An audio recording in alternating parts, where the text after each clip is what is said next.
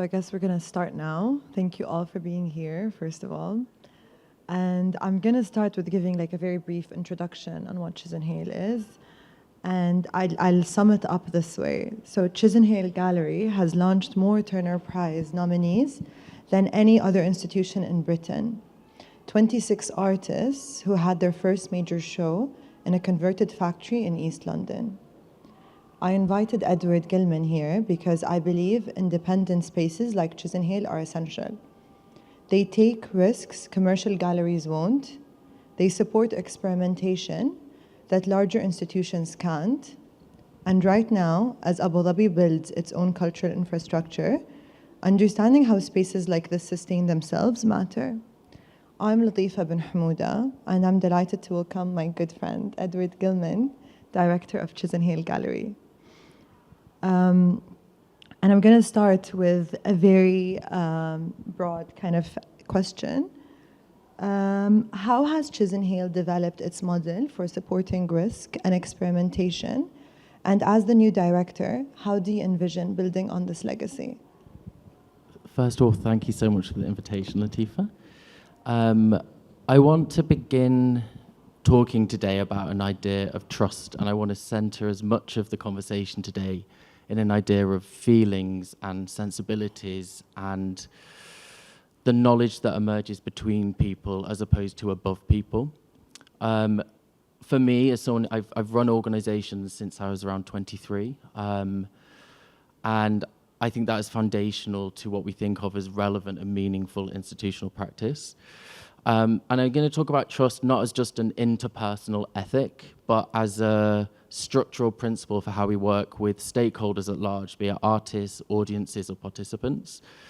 And what I want to really sort of introduce with this question is an idea of how we hold space for ideas that are forming, for ideas that are not yet settled, and practices that perhaps we can say resist a premeditated outcome. And I think it's really important when talking about Chisenhale to perhaps also think about gallery museum practice at large. And I think that Chisenhale has always been very successful and has always been seen as risk-taking, because I think it's resisted what we might think of as a sort of long Western institutional inheritance, which is that programming and the production of cultural work should be authoritative, it should be overtly pedagogical, it should be an engine of civic engagement built around a sort of principle of teaching or interpretation. And I think if we go back to this initial introduction about an idea of feelings and of trust and of shared knowledge, I think that Chisenhale's long-standing reputation for supporting risk is because it's always been very willing and very comfortable to tune into maybe atmospheres, to champion work that is unfinished or in motion. And I think I'm going to show some examples of past projects as we go through this conversation. The first thing I'll say is I became the director of the Chisenhale 7 months ago, so I'm going to talk about projects that are not necessarily projects that I have not curated, but now that I'm the steward of. But I think they're really good examples for introducing how we work as an organization. So, the first project that I'll introduce is a project by a French artist, Camille Rowe, called The Pale Fox, that was in 2014. And I think one of the first things I'll say about this very confidently is it's considered one of the most important exhibition installations of the 2010s. And I think its importance was really in its synthesis of ideas of information culture or digital culture, cosmology, affect, and anthropology. And I think it was one of the first moments, it was part of a movement of artists who were thinking how to rethink exhibition making as a narrative arc. So it was a sort of narrative environment that you entered into. And while her work is often associated, I guess, with what we might call a sort of post-internet tendency, it very much transcended that as a method of exhibition making. You know, it redirected that way of thinking about information culture into something much more meditative, into something much more mythic in its structure. And I think while we can now look back and we can recognize forms of exhibition making in recent years that are in line with this format of making work or making an exhibition, it was certainly not a comfortable or easy way to make an exhibition at that point. And I think it's a really nice example of how Chisenhale has historically championed risk, because there was no premeditated outcome. There was no agreed way of thinking about making an exhibition within this structure. And I think by bringing an audience and bringing an artist, bringing a patron, bringing a writer into that process, there's something about that vulnerability, that sort of sense of unknowing, that is fundamentally really compelling. And I think this is a really great example of why Chisenhale has been known to support risk. I'll just also click through and show a couple more images, because it's just such a beautiful exhibition, and really led on to a very significant career that Camille Rowe has built over the past decade. Oops, that was a little bit quick. And if I can carry on talking about this if you want, Latifa. I don't know if you want to jump in, but perhaps there's also a really nice idea just to add in here, which is around clarity, like what it means to work without clarity, you know. And I think that sounds like a pejorative, but it very much isn't. It's a way of thinking speculatively, of delivering or programming work that feels unresolved, or it's moving towards an unknown shape. And that I do think that requires a form of institutional courage from everyone who's involved in an organization, but also from an artist as well. I think from my perspective as someone who runs an institution, I think it really demands that you listen to artists. You know, it's about being involved within an artist community in which you're working. You're not pulling people from afar. You are building meaningful dialogue and understanding discourses that evolves. You're shaping networks of people and networks of ideas. And I think that, for me, is where we really center risk as an idea. I want to just build on this artist by asking something a bit more, like, so you can give us a bit more of a practical, I guess, example. So what stepping stones do you create to help artists build sustainable practices as Chisenhale? And how do you approach this long-term artist development? Totally. So I think Chisenhale's model is really interesting because it's unusually long-term. We work with an artist for around 2 years. And that process of working with an artist centers on a way of, we effectively build a studio culture around each practitioner we work with. So we're working with artists at younger, we tend to avoid the use of the word young, perhaps emerging or pivotal moment in their career. And these are artists that don't have a sort of established studio culture around them. You know, they're not at a point of their career where they'll have a studio manager, a producer, even an assistant. So what we do is we create that structure around a practitioner. In a way, we sort of operate like a film production company or a production company producing moving image. And the staff structure of the gallery is built so that we can provide that to artists. And that provides, you know, really intensive production management, curatorial leadership, financial stewardship, and the day-to-day accompaniment that allows a practice to stretch. And you very beautifully introduced some of our track record as an institution at the beginning of this conversation around Turner Prize nominations, which is obviously a really key way of measuring the value of the organization over the past 3 decades. But, you know, this is how we've been able to take an artist from a point where they're working in a very ambitious but small way, and recognizing that they can expand much further than that. And by providing that resource, be it time, be it production expertise, be it the management support that one needs to do something incredibly ambitious, we're able to take someone very, very quickly, so to speak, over 2 years to produce something very enormous. I want to add something. So when we discussed this before, the reason why, you know, you have 26 Turner Prize nominees is because you really support the artists with production and you make them achieve basically their goals. But I want to touch on a very important point that I think I'd love for you to tell everyone, which is what makes also, another thing that makes Chisenhale special is that you also support the artist within this experimentational process where the artwork may not be finished, but it's the research. So can you please explain more about this and share with us? Yeah, totally. I mean, perhaps I can introduce an artist that we're currently in process working with. So here is an image of a recent presentation by a Tehran-born, Berlin-based artist, Arash Naziri. what you're looking at is a series of 3D printed homes. They're inspired by the what are coined Persian palaces that were built in Beverly Hills by people who left Tehran at the point of revolution and moved into Beverly Hills. Arash is really interested in a history of home building and a history of urban planning. So his early works were really exploring the ways in which Tehran had been modeled on the city of Los Angeles as a public space. He's very interested in the sort of spectral narratives that get embedded within urban space, and that has now taken him into a new area of work with a commission we're producing with him, where he's looking very specifically at some of the so-called Persian palaces that were built in Beverly Hills in the 80s and the 90s. So I think, to go back to your question, Latifa, this idea of production support and sort of curatorial support that goes within a commission, I think I always like to use this analogy that we're stood on the top of a really, really high diving board, and me, the curator, and the artist, we all hold hands and we look at something that seems absolutely impossible to achieve, be it because you've not had the resource, but you've not had the time, be it that you've actually just needed the structural confidence or the structural support to be confident to do something that you thought wasn't possible. And on a day-by-day basis, our curatorial team are working in a detailed way with artists, organising shoots, overseeing production, finding solutions for things that people didn't think would be possible.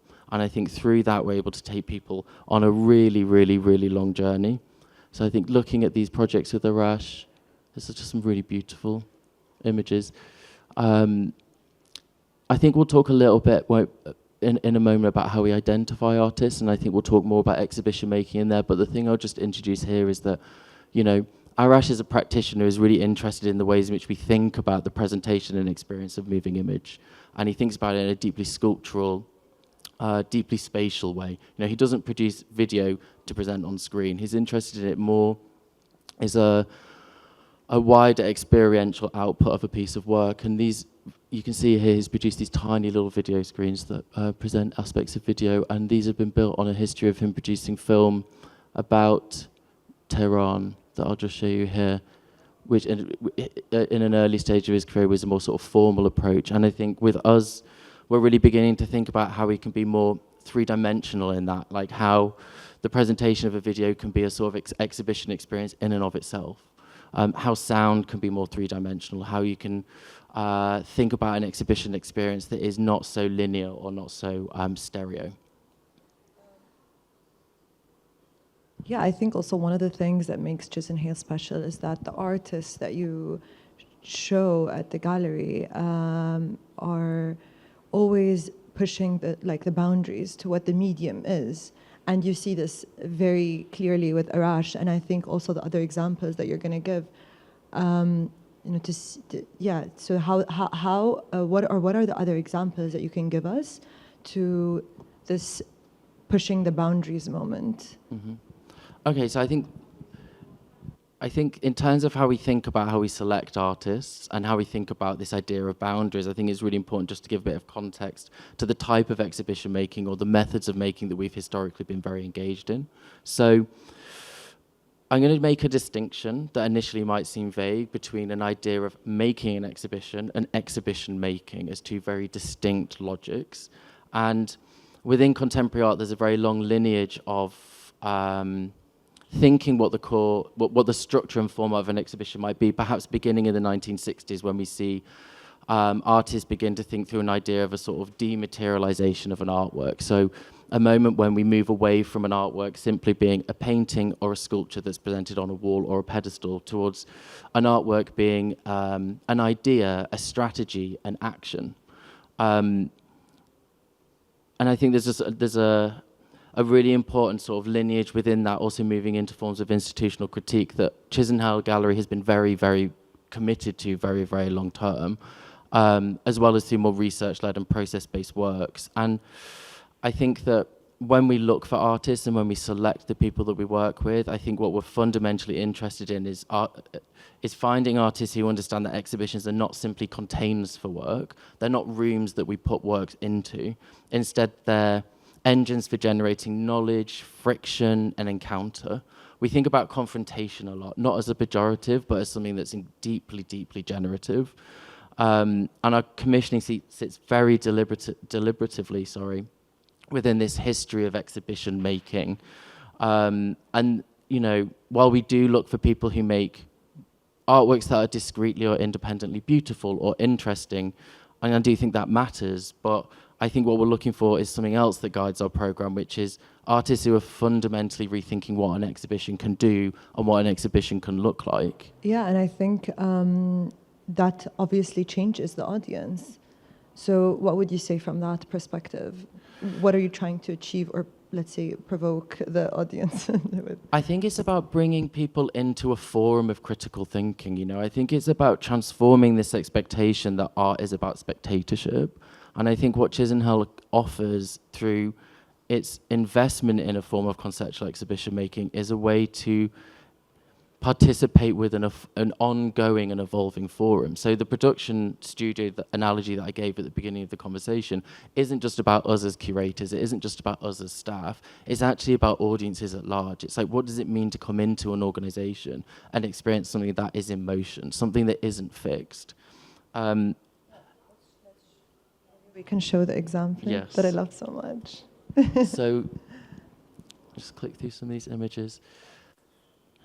So interestingly, you can't step into the building with this work while I'm talking about sort of engaging with a forum, but this is an incredibly seminal work in the history of Chisenhale and arguably within the history of institutional critique in the 21st century. So it's a project by Maria Eichhorn. Its title was 5 weeks, 25 days and 175 hours, that was commissioned and produced by the then director of Chisenhale, Polly Staple, in 2016. And I think it's such a nice project to introduce when thinking about Chisenhale, because the premise of the work was that the gallery closed for 5 weeks or 25 days or 175 hours, the duration of one of our exhibitions.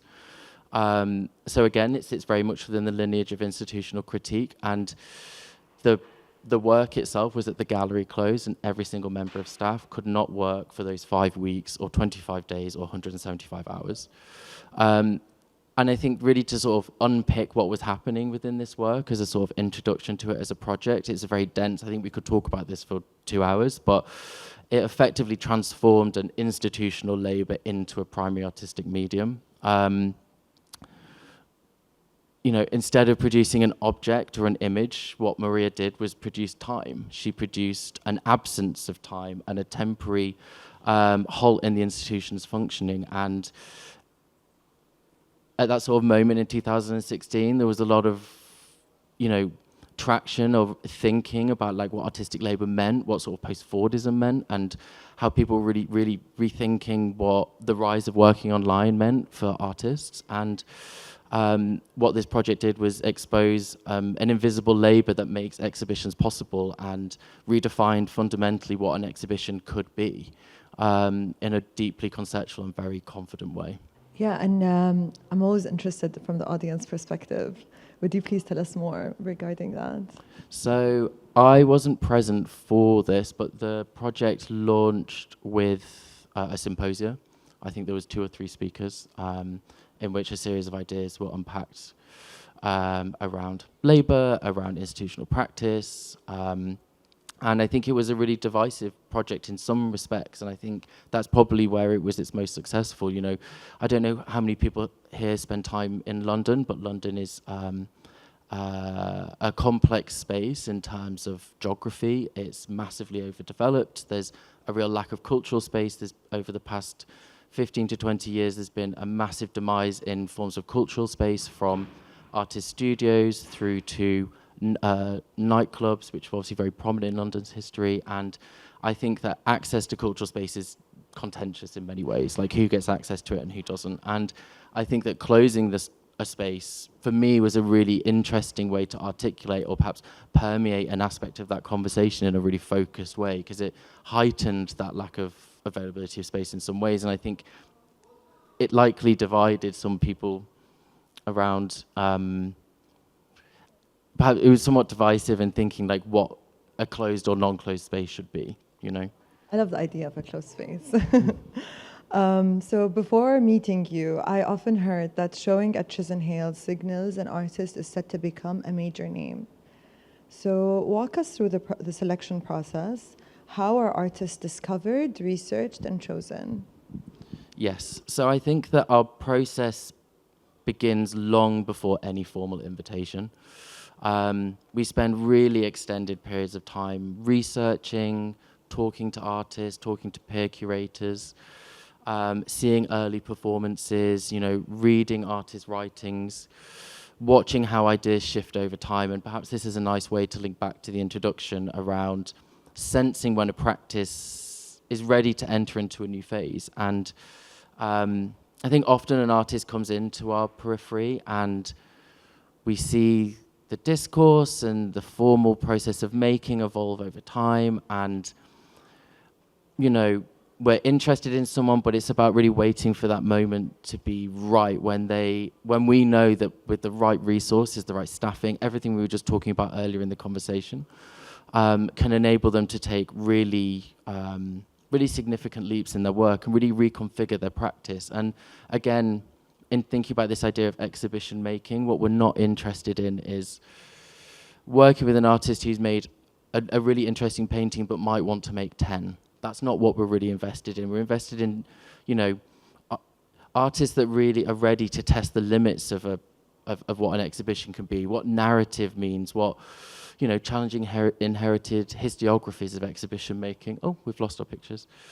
Someone that's really ready to develop the conceptual depth of their practice. And it's not always about something being physically bigger, although personally I love when things can get physically bigger.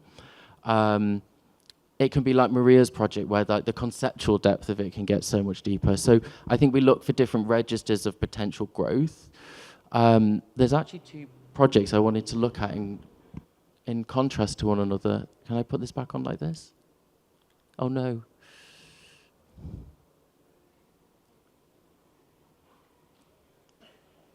I'll start talking about them anyway, then we can look at the pictures in a second. Maybe we can talk about programming and how you see the programming evolve now that you're the director versus what was it before we talk about the artists. Totally. I mean, so I can introduce a little bit about my past work. So when I was 21, I began working for and sometimes there's different terminologies in different contexts, but there's a very long history of artist project spaces and DIY venues in the UK. And I began working for an organisation that is called Auto Italia. It's quite an unusual name. And Auto Italia was founded by a group of artists who were squatting in Alfa Romeo car garage. It's an organisation that I came to inherit when I was around 23. So I've run organisations and developed programming for a really long time now. I've always had a long-standing interest in work that emerges from non-traditional studio cultures. So artists that are working in visual cultures but perhaps are emerging from music, from nightlife cultures, artists that are coming from forms of radical or countercultural performance. And definitely within London and Europe, there's been a massive demise of studio space as civic contexts have transformed and been developed. And I've felt very strongly that some of the most interesting and urgent work is emerging from what we might think of as more like live and embodied contexts. Do you feel like this is going to change the way the program is for Chisenhale, or you're still going to, or like what are you looking for in the future? I would say that there's a sort of perfect blending there because what Chisenhale is fundamentally committed to is thinking through who can be a practitioner and what the shape of exhibition could look like. And by working with people from non-typical backgrounds, it maintains a commitment to that way of working. But perhaps we can actually, because this is back on, look at two great examples, because there's an artist we're working with who's new to the program. So I'm going to look at two artists in contrast. This first image is an image of an installation by Cornelia Parker. The work is titled Cold Dark Matter, An Exploded View, and it was presented at Chisenhale in 1991. Again, I don't use this word lightly, but it is an incredibly seminal work in the history of British art and actually the young British artist movement. So what you're looking at is an exploded garden shed.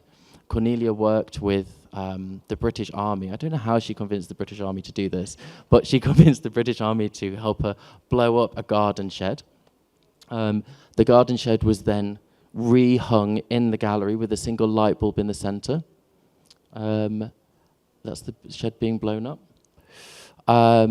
As though hanging in space. And I think, again, we might look at this artwork now and think this is reminiscent of forms of sculptural production that we recognise, that, you know, we see commonly within gallery museum practice. But at the time, this was super radical. You know, in the early 90s, sculptures were all presented on a pedestal. You know, it was a single discrete object presented in a singular way. You know, when we think of that really amazing history of sculptural production with like Henry Moore to many of the artists of that era in the 20th century, and she completely changed that. And even being sat in this room today and in this space, these more like experiential forms of sculptural experience are really inspired by this moment of changing how we think about how you walk into a room and see a sculptural object. And there's an artist we're working with next year who I'm incredibly excited about, that I'll introduce, who I think is doing something very similar in a sort of, you know, in the current moment. So in April 26th, we'll open a new solo commission by an Irish-born British artist, Rachel Crowther. What you're looking at here is a piece of work that she made for her graduate show at the Royal Academy in London.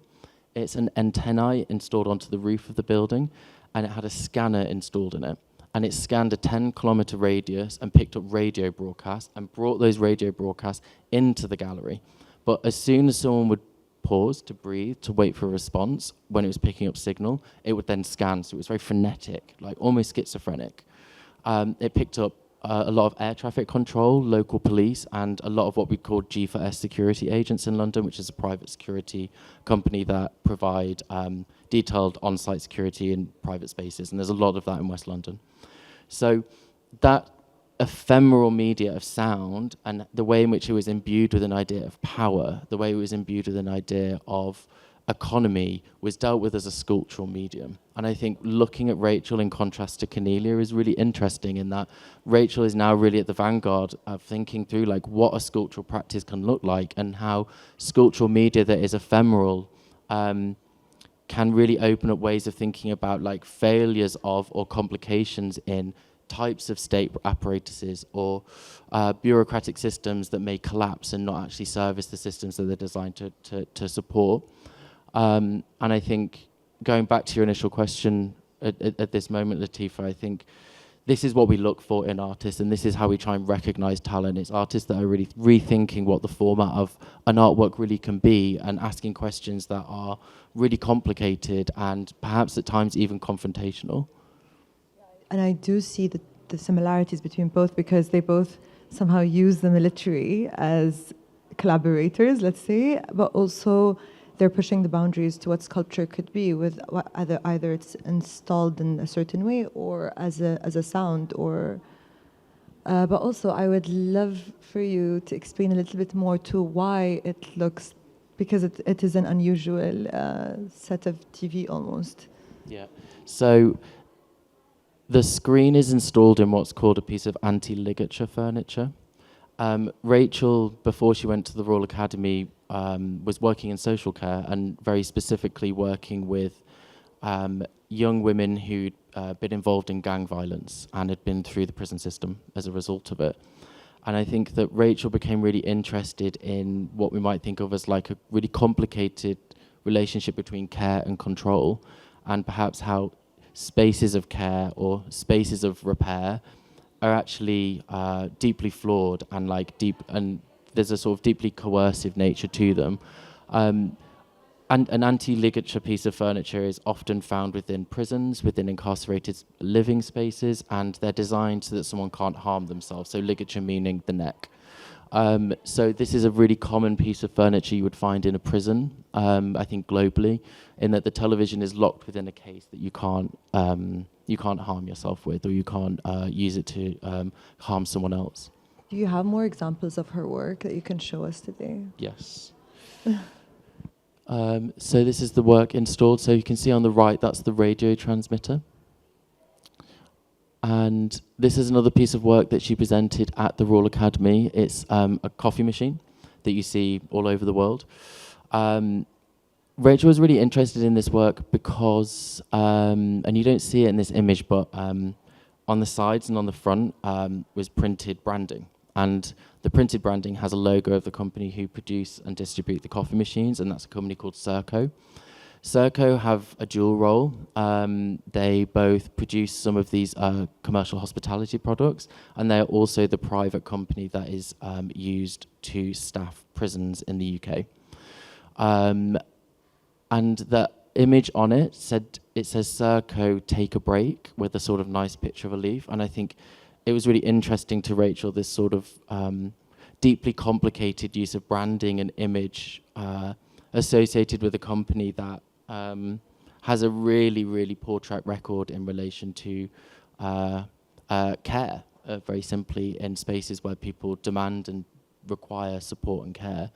And I think it's a really nice example of her work as well, because, you know, what she's done is simply remove the front of it. So you see the inner workings of the coffee machine. So we're thinking about systems thinking. We're thinking about, you know, I don't know whether this resonates because everyone's very global in this room, but there's sort of this idea of the cup of coffee is something you do and you sit down and you share it. It's a sort of act of care. It's an act of, you know, this idea of like breaking bread almost. And I think by exposing that and thinking about this idea of what Serco was and presenting a very, very elegant but very, very simple intervention on the object, she was able to expand out this idea of care and control in the way that she's so interested in.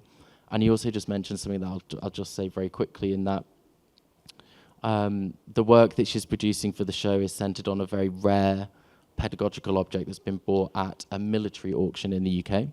So the central work in the exhibition is a 10 metre by 4 metre mobile medical unit that was produced by the UK Ministry of Defence and was used within combat zones. So it's effectively like a medical tent, but it's a metal structure that was dropped into combat zones. She's really interested, again, going back to ephemeral material, the ways in which olfactory management, or the creation of scent, is used within systems to control and direct behavior. So there's long histories of the creation of ephemeral scent-based materials to manipulate and control behavior within warfare, within commercial environments, as well as within pharmaceutical contexts as well. So she's undertaking molecular tracing processes on the system, and we're going to decide what we do with that information. Talking about warfare, it's not a good thing to mention now, but there is a really good artist who I'd love for you to show everyone and explain his work, because after that I want to get into more personal, deeper questions. Mm-hmm. Should I talk through Abbas's work? Yeah. So I will talk through...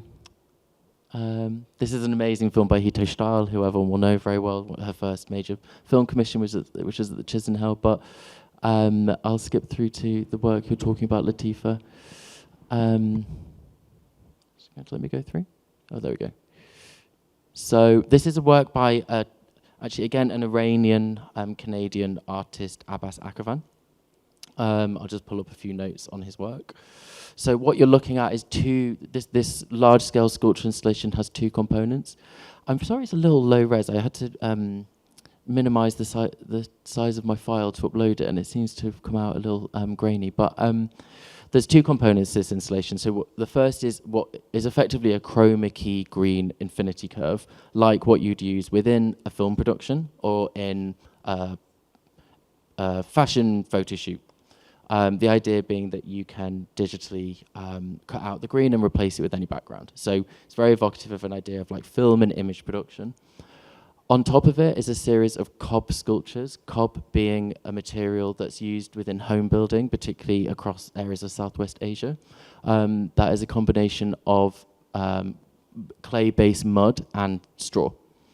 And what Abbas built was, in a way, a recreation of the colonnades that were in Palmyra that were destroyed by ISIS. Abbas wasn't interested in this work in talking about ISIS. He wasn't interested in talking about a specific political epoch within the region. I think what Abbas was really interested in with this project was asking really hard question about who gets to claim a ruin, you know? How archaeology is represented, and how issues of cultural ownership, displacement, and instability are dealt with within museum practice. And I think the combination of that chroma key and the structure itself kind of synthesized a way of thinking about like sampling, of changing image, of evolving what you're looking at. So they're sort of placeholders for thinking about these key concepts. And I think, again, if we go back to what we've been talking about with Chisenhale, about like what the shape of an exhibition is, how do you interrogate an idea of exhibition making and what you're looking at and why you're looking at. I think Abbas is a really, really fantastic example. And, you know, this project was really asking questions like who gets to rebuild, and, you know, by making these placeholders, he was asking questions about like, well, what would it mean to produce a copy, and who would have authority to produce a copy? Some slightly closer up images to look at as well. It's an exhibition that's very epic in scale and was co-produced by a number of very fantastic museums and has gone on to tour very widely. And Abbas is now representing the Canadian Pavilion at Venice in May. A very nice image there of the more detailed structure. Do you want to go back to the previous artists that we skipped? But for me, I did see the interrelation between kind of all Chisenhale artists. But maybe you want to touch on this point, which is what do you see as the connectedness or the thread between all of them? And then we could go back to Thank you. I think there's something really brilliant that I want to say for this. I just want to pull out.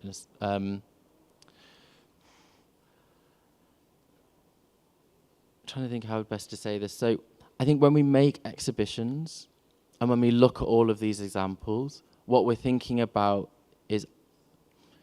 are artists that think about the exhibitions as a space of proposition as opposed to a space of proof. And I think that's a really defining quality of the exhibitions that we make. You know, the exhibition is thought of as an active site. It's an unfolding environment. It isn't somewhere where a retrospective form of display happens. Instead, it's a site where new ideas come into being. And thinking about the stage of artists that we work with, and again, there's not a sort of age of artists we work with, but it's artists there at this very pivotal moment in which an unfolding within their own practice can happen through the creation of this large-scale work for the first time. And I think that's really fundamental as a tie to what we do. See it now with all those examples, but could we go back to the previous artist that really talks about or uses the metaphor of the 2008 crash as the airplane crash, and that could be our.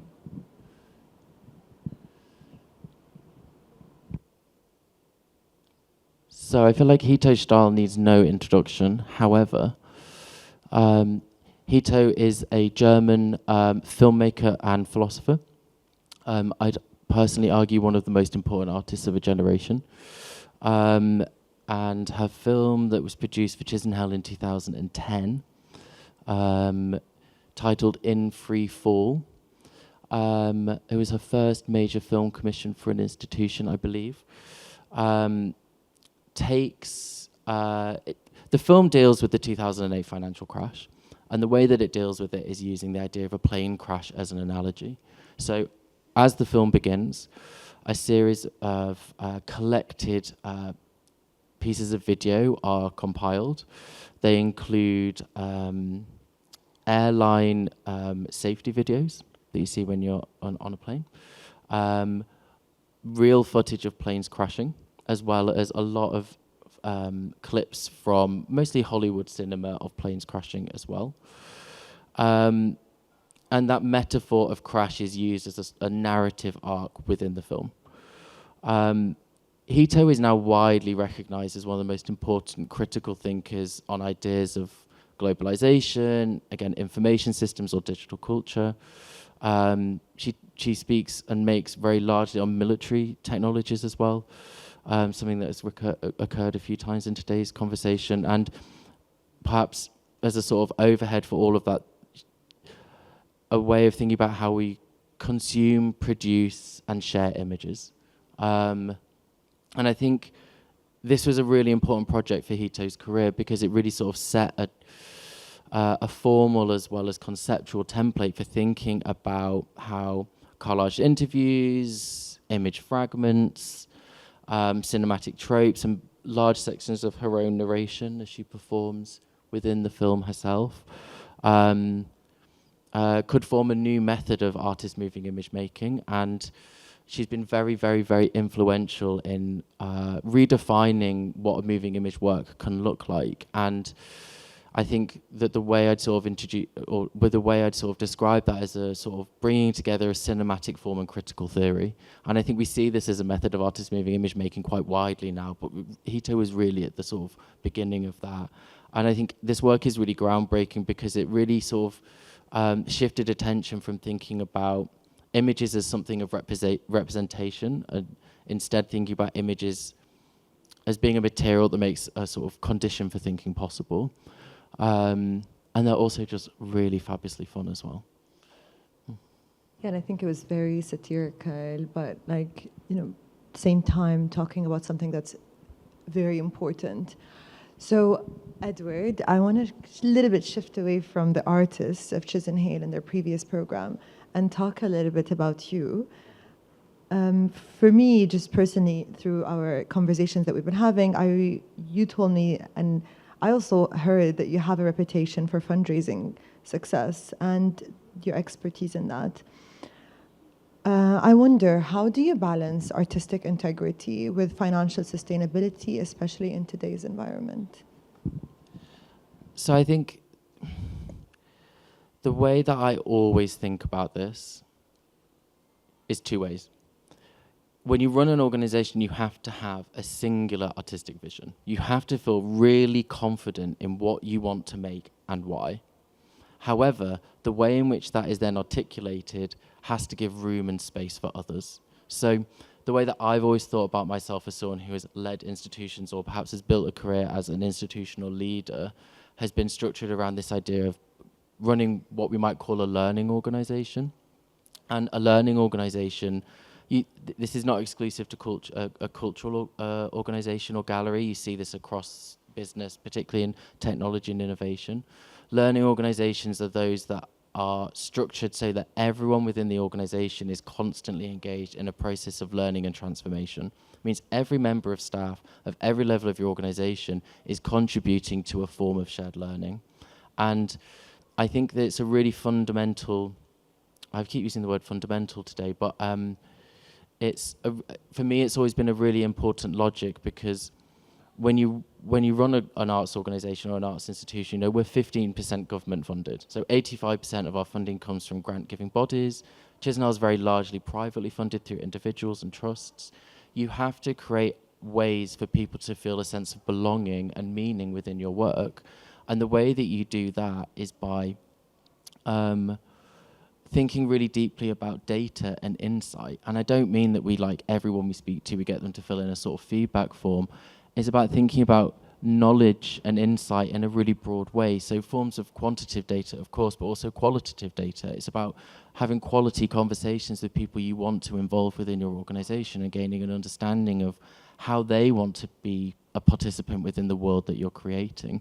And you know, finding ways to capture that information and use it to inform forms of strategic planning. And you know, it's really just about making sure that everyone feels at home and like constantly questioning an idea of what is an institution and who should be involved, you know?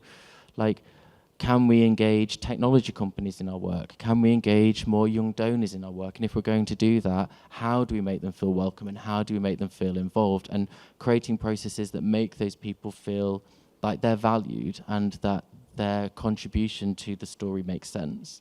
And that's always been the way that I've maintained that artistic integrity and produced the work that I think is fundamentally important without excluding people who can make that journey possible. What would you say is the singular artistic vision for you, Edward?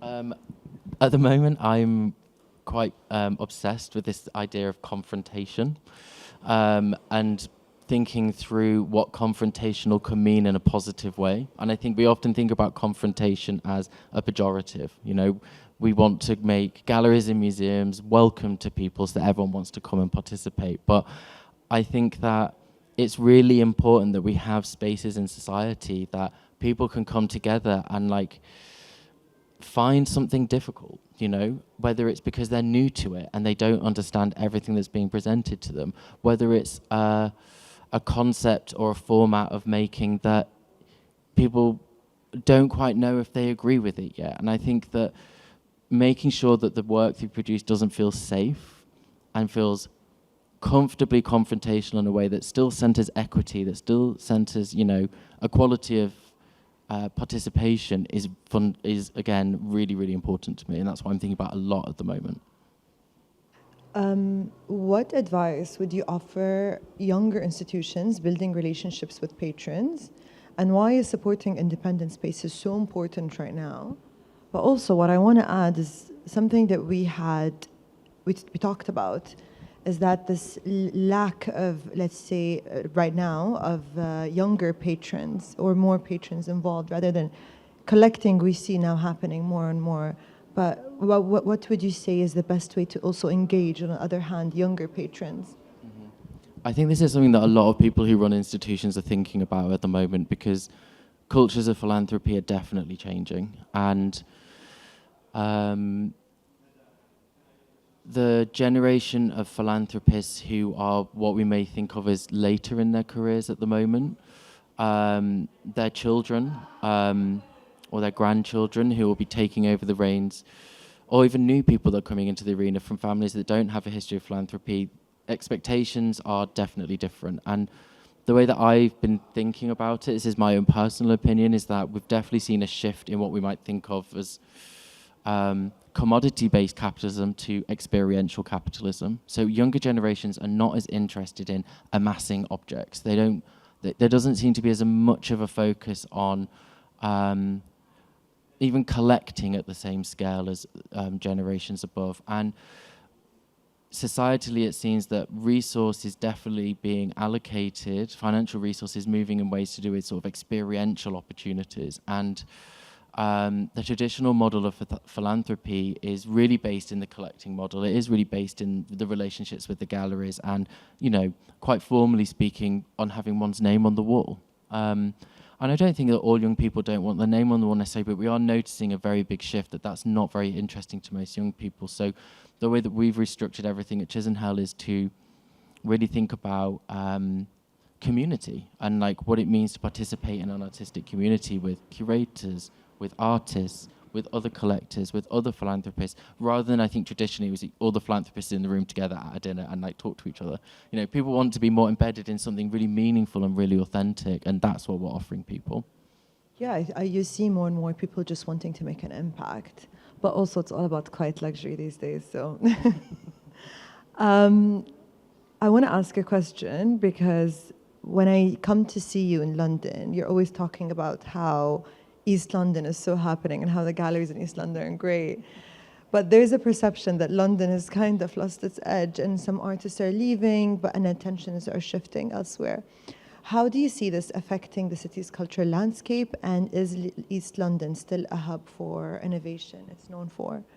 So my personal opinion on this is that the people that are arguing that London has died and that there's no edge to it are the older generation. They're perhaps not as engaged in what's happening in the city. And Brexit was really difficult for the UK, and we did see a large number of young people in particular leave the country, particularly because it aligned with the pandemic. And there was a few years that felt really difficult, but I think that there's a massive consensus at the moment in London that the past 18 months has been absolutely explosive. And while I was not around in the 1990s, there is a common statement that's being made by people who are in the cultural scene in London that it feels like being in the 90s again. So there's a massive new movement of new commercial galleries opening in the city. There are new foundations opening, foundations expanding.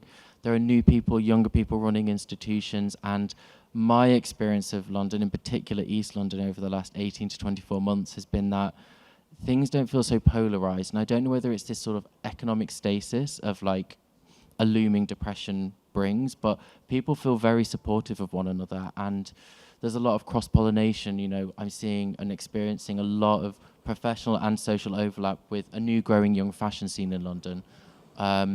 a new young music scene in London, and we're all hanging out and people are collaborating and really supporting one another. And the young commercial galleries are particularly close with one another. It's not a competitive environment at all. The new institutional directors in London, because we've pretty much all turned over in the last few years, are all talking all the time, and it feels like there's a very collaborative spirit in the city. And I think that's emanating out now in press and audience, because Freeze London felt particularly exciting this year. This is kind of the good side of the bad side, which is through crisis or bad moments, people want to stick together, they want to talk to each other, they want to collaborate.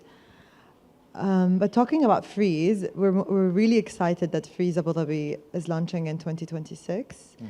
And we're seeing a new chapter in global art dialogue. How do you see Chisenhale playing a role?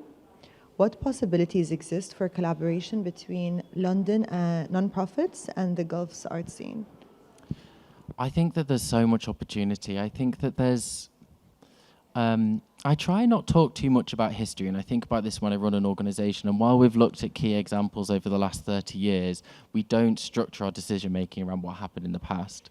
However, what I do think is really interesting about London is there's a very long history of institution-making there, and there's a lot of embodied knowledge within London and the UK around, you know, how institutions can be distinctive, can provide depth and complexity, and frameworks that can complement the scale of, you know, biennials and art fairs. And I think we've seen Freeze London really successfully collaborate extensively with institutions in the city. And one of the things I find so exciting about being here in Abu Dhabi or UAE is like how much of a nexus for the region it is. You know, there's a sort of mass welcoming of people from across East Africa, North Africa, Southwest Asia, and across the peninsula. And the complexity of diaspora here is a really exciting thing, I think, to hold within an art fair context. And I think going back to this idea of like how London institutions can be involved, or what we could bring and how we could participate, I think that this goes back to my first point in this conversation around, you know, what it means to build slow, meaningful dialogue, and how we can bring learning and also gather learning from actually the sort of really dynamic and very different complex space that the Abu Dhabi is. So last question, because we're running out of time. Can you imagine Chisenhale collaborating directly with Gulf artists or institutions through residencies, co-commissions, exchanges? What ideas do you have? This is your chance to spark our imaginations, Edward. Go for it. I think beginning with an idea of residency and shared research is a really nice starting point. And I think that I've seen in the past models where, you know, people try and speed things up a little bit too much. You know, you can transplant artists from here to there, or projects from this place to this place. And, you know, we of course, as we've described in this presentation, have artists from the region in our program. And there's no reason why that won't grow to include UAE. But I think that particularly in a context where there's like significant expansion in the scale of expansion that's happening here at the moment, taking that slow, you know, trust-based approach of thinking about how you can share research, share knowledge. You know, we often think about resourcing as like financial, but I think very dynamic approaches to more ideas-led partnerships can be built, in which you could bring together, you know, very specific community-led organizations with a much larger cultural institution, and think, well, you know, there might be some material of financial resource here, there may be some very specialist knowledge from community here, there's also an international partner, and actually what can we bring together in over a 2 to 3 year cycle, think about what we could build. And for me, that would be such an exciting thing to be a part of as an institution. So I want to wrap this up by saying thank you, Edward, and thank you all for being here. What we discussed today really highlighted how important experimentation and trust are for any cultural ecosystem. And as Abu Dhabi continues to grow, to build its cultural infrastructure, conversations like this open the door for more collaboration, more exchange, and new ways of working together. And I hope to be part of that role. And thank you again, Edward, and thank you for everyone here for joining us today. Thank you.